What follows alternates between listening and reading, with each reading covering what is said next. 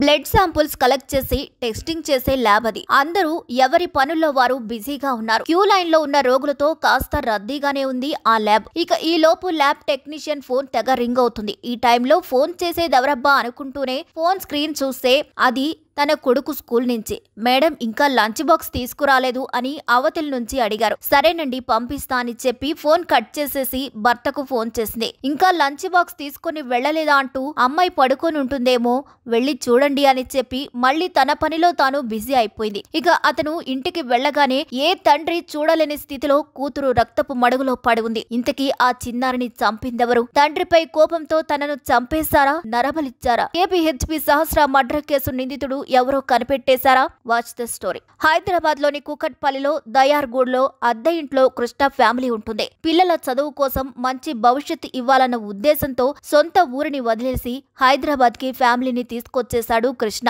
ఇక కృష్ణ సనత్ నగర్ లోని bike mechanic గా పనిచేస్తుండగా భార్య రేణుక హాస్పిటల్లో ల్యాబ్ టెక్నీషియన్ గా పనిచేస్తుంది. వీరికి 11 ఏళ్ల సహస్ర అనే కుమార్తె ఉంది. 8 ఏళ్ల సాధ్విన్ అనే కుమారుడు ఉన్నారు. సహస్ర బేగంపేటలోని కేంద్రీయ విద్యాలయంలో 6th క్లాస్ చదువుతుంది. చదువుల్లో ఎప్పుడూ టాప్ స్కోర్ చేసేది సహస్ర. ఇక సాధ్విన్ ఇంటి దగ్గరలోనే ఉన్న స్కూల్లో జాయిన్ చేశారు. ఇక తల్లిదండ్రుల కష్టాన్ని చిన్నప్పుడే అర్థం చేసుకున్న సహస్ర మంచిగా చదువుకునేది. తనకు చేతనైన సాయం చేయటం, చిన్న చిన్న పనులు చేయటం చేసేది సహస్ర. ఇక వీరుండేది డబుల్ బెడ్రూమ్ హౌస్ లోని పెంట్ హౌస్ లో. వీరి కింద ఇంట్లో సంజయ్ అనే వ్యక్తి ఫస్ట్ ఫ్లోర్ లో ఓనర్స్ ఉంటారు. ఇదిలా ఉంటే సందీప్ తన భార్యతో కలిసి ఉండేవాడు. సందీప్ భార్యకు హెల్త్ ఇష్యూస్ ఉండటం వల్ల కంప్లీట్ బెడ్ రెస్ట్ లోనే ఉంటుంది. సహస్ర ఫ్యామిలీ విషయానికొస్తే కంప్లీట్ గా హ్యాపీ ఫ్యామిలీ. ఉన్నంతలో పిల్లల్ని బాగా చూసుకునేవారు కృష్ణ. ఇక ఎప్పట్లాగే ఆగస్టు 18, 2025న కృష్ణ మెకానిక్ షాప్ కు వెళ్లారు. పిల్లలకు ఫుడ్ ప్రిపేర్ చేసేసి తను కూడా బాక్స్ తీసుకుని ల్యాబ్ కు వెళ్ళింది రేణుక. సహస్ర స్కూల్లో స్పోర్ట్స్ మీట్ ఉండడంతో ఇంట్లోనే ఉండగా తమ్ముడు స్కూల్ కి వెళ్లిపోయాడు.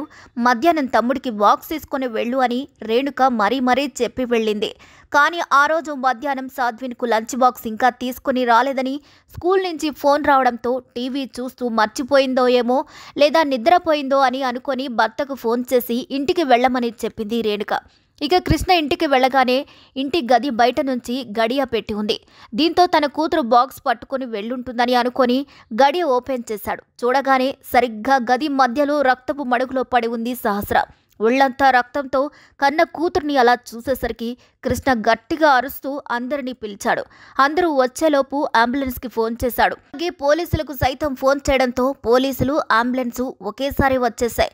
ఇక సహస్రను చెక్ చేయగా అప్పటికే చనిపోయిందని కన్ఫర్మ్ చేశారు. ఇక పోలీసులు రూమ్ లోపలికి ఎవరిని రానివ్వకుండా ఎవిడెన్స్ ట్యాంపర్ అవ్వకుండా జాగ్రత్త పడ్డారు.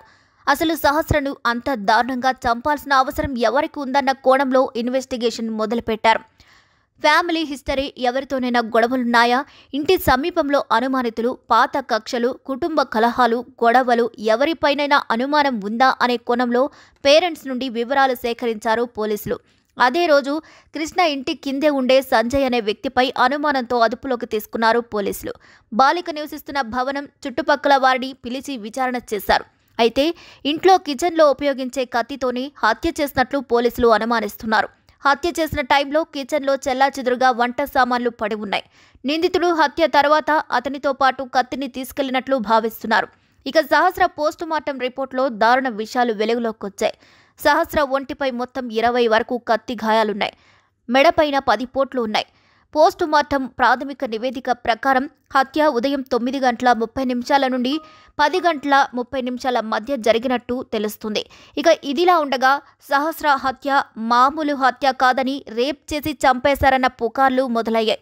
అయితే పోస్టుమార్టం రిపోర్టులో సహస్రపై ఎటువంటి అత్యాచారం జరగలేదని క్లియర్గా ఉంది.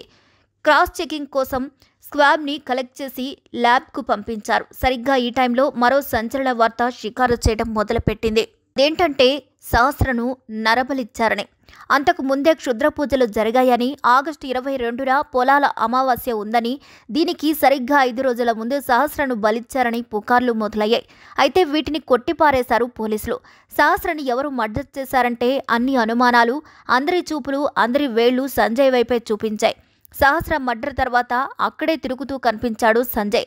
దీంతో అతడిని అదుపులోకి తీసుకుని విచారిస్తున్నారు పోలీసులు.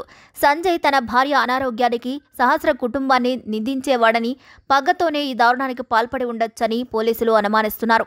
ఇక పక్కా పథకం ప్రకారమే ద్వేషం పగతోనే సహస్రని చంపేశారని భావిస్తున్న పోలీసులు దుండగులు ఆమెని టార్గెట్ చేశారనే కోణంలో పోలీసులు ఆరా తీస్తున్నారు. ఇన్వెస్టిగేషన్ టైంలో సీసీటీవీ ఫుటేజ్ను చెక్ చేయగా పోలీసులకు ఓ క్లూ దొరికింది. హత్య జరిగిన టైంలో అనుమానాస్పదంగా ఓ వ్యక్తి కదలికలు బయటకొచ్చాయి. హత్య జరిగిన రోజు ఉదయం 9:57 అనుమానితుడు భవనం గేటు వెనుక నక్కినట్లు సీసీటీవీ ఫుటేజ్లో రికార్డైంది. అక్కడ ఒక పారిశుద్ధ్య కార్మికుడు రాగానే అతను దాక్కున్నట్లు పోలీసులు గుర్తించారు. ఈ వీడియో ఫుటేజ్ దర్యాప్తులో కీలకంగా మారింది. 5 రోజులవుతున్నా నిందితుడు ఎవరన్నా తెలియకపోవడంతో పోలీసులపై అనుమానాలొస్తున్న క్రమంలో అంటే ఆగస్టు 22న నిందితుడు ఎవరో కనిపెట్టేశారు. అందరూ అనుకున్నట్లు సంజయ్ కాదు, వీరింటి పక్క బిల్డింగ్లో ఉన్న బాలుడు అని తేల్చి చెప్పారు పోలీసులు. సాయి అనే 10వ తరగతి విద్యార్థి సహస్రను దారుణంగా పొడిచి చంపాడని తేలింది. సహస్ర ఇంట్లో దొంగతనానికి వెళ్లిన సాయి తన వెంటే ఓ కత్తిని కూడా తెచ్చుకున్నాడు.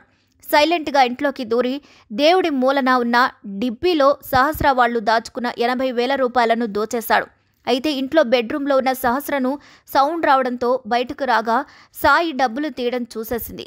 సహస్ర దొంగతనం విషయం ఎక్కడ బయటకు చెప్పేస్తుందోనని ఆమెను వెనక్కి తోసి ఆమెపైనే కూర్చున్నాడు. వెంటనే ఆమె గొంతు నులిమేశాడు. చనిపోయిందో లేదోనని ఆ తర్వాత గొంతు కోశాడు. ఎట్టి పరిస్థితుల్లోనూ సహస్ర బతకూడదని విచక్షణారహితంగా కత్తితో పొడిచాడు. ఇదంతా సాయి ముందుగానే ప్లాన్ చేసుకున్నట్లు పోలీసుల ఇన్వెస్టిగేషన్లో తేలింది.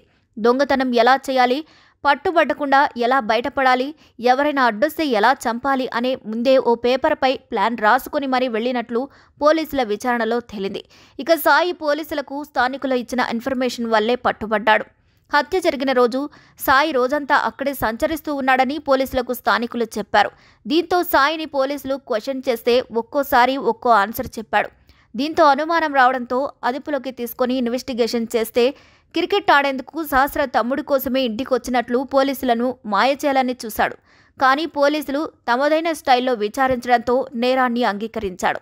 హత్యకు గురైంది 10 ఏళ్ల పాప, చంపింది 10వ తరగతి కుర్రాడు. 15 ఏళ్ల వయసులోనే క్రిమినల్ బ్రెయిన్ ఆ బాలుడి కనిపిస్తుంది. దొంగతనానికి స్కెచ్ వేయడం, ఇంట్లో ఎవరూ లేని సమయంలో ఆరా తీయడం, ఎవరికి కనిపించకుండా ఇంట్లోకి ఎలా వెళ్ళాలి అనేది లెక్కలు వేయడం, ఒకవేళ ఎవరైనా చూస్తే ఏం చేయాలో కూడా ముందే ఫిక్స్ అవ్వడం, వెళ్తూ కత్తి తీసుకెళ్లటం, ఒకవేళ దొంగతనం కాకుండా మర్డర్ చేయాల్సి వస్తే కూడా ఎలా చేయాలో కూడా ప్లాన్ గీసుకోవడం, మర్డర్ తర్వాత కత్తి లాంటివి ఎలా పడేయాలో కూడా ముందే అనుకోవటం, ఒకటా రెండా 15 ఏళ్ల వయసులోనే ఇంత భారీ స్కెచ్ వేశాడన్న విషయం పోలీసులనే షాక్కి గురిచేసింది. 1 కాదు 2 కాదు, ఏకంగా 5 రోజుల పాటు పోలీసులను ముప్పతిప్పలు పెట్టిన కేసు ఇది. ఎటువంటి టెక్నికల్ ఎవిడెన్స్ లేదు. అనుమానితులు ఎంతమందిని విచారించినా కేసు తేల్టం లేదు. చివరికి పోలీసుల ఇన్వెస్టిగేషన్ పైనే అనుమానాలొచ్చాయి. కానీ ఎవరు ఊహించని విధంగా అసలైన నిందితుడు కూడా ఓ మైనరే అని తెలియడంతో అందరికీ షాకింగ్గా మారింది.